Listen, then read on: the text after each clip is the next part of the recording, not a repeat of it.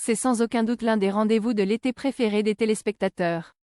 Après une saison 12 pleine de surprises, En famille est de retour sur M6 ce lundi 8 juillet pour une saison estivale placée sous le signe du rire.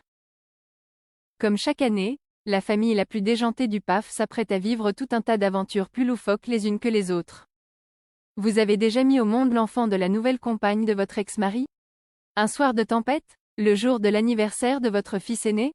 Et sinon, vous avez déjà eu la bonne idée d'héberger vos parents pendant plusieurs semaines à cause de travaux?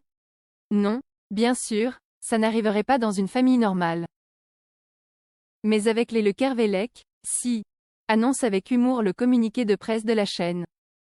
Mais que réserve exactement cette nouvelle salve d'épisodes à Brigitte, Marie-Vincent, Jacques, Yves Pignot, Marjorie, Jeanne Savary, Roxane, Charlie Bruno, Chloé, Lucie Bourdeux, Antoine, Axel Huette, et tout le reste de la tribu? Ce qui est certain, c'est que leurs caractères bien trempés vont continuer de faire des étincelles, et ce pour notre plus grand plaisir. Jacques et Brigitte vont vivre une toute nouvelle aventure et non des moindres. En effet, les travaux d'isolation de leur maison vont les obliger à déménager temporairement chez leur fille. De quoi créer un sacré remue-ménage. Mais ce n'est pas tout puisque Jacques va perdre en parallèle son permis de conduire. Heureusement, le patriarche de la famille Le Kervelec pourra compter sur l'aide de Jean-Pierre, Olivier Mag. Et autant dire que Jacques ne va pas être déçu du voyage. De son côté, Brigitte va devenir voisine vigilante. Le prétexte parfait pour s'adonner à son activité favorite, espionner ses voisins. En famille accueille cette saison une invitée de choix bien connue des amateurs des programmes courts de M6 puisque la comédienne Shirley Bousquet, qui prêtait ses traits au personnage de Nancy Langer dans Caméra Café, rejoint la série dans le rôle de Bérangère, une amie et collègue de Marjorie qui vient de se faire larguer. Ayant vécu la même chose 15 ans plus tôt avec Yvan Le Bolloc, Marjorie va alors l'accueillir chez elle pour l'aider à surmonter cette épreuve. Le problème, Bérangère est un peu trop envahissante et risque bien de perturber toute la famille, notamment Jean-Pierre. Pour Roxane, c'est l'année des concessions.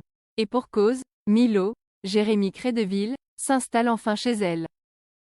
Si la fille de Brigitte va devoir lui faire de la place, elle va dans le même temps avoir du mal à voir grandir ses enfants, lesquels deviennent de véritables petits adolescents aux caractères affirmés.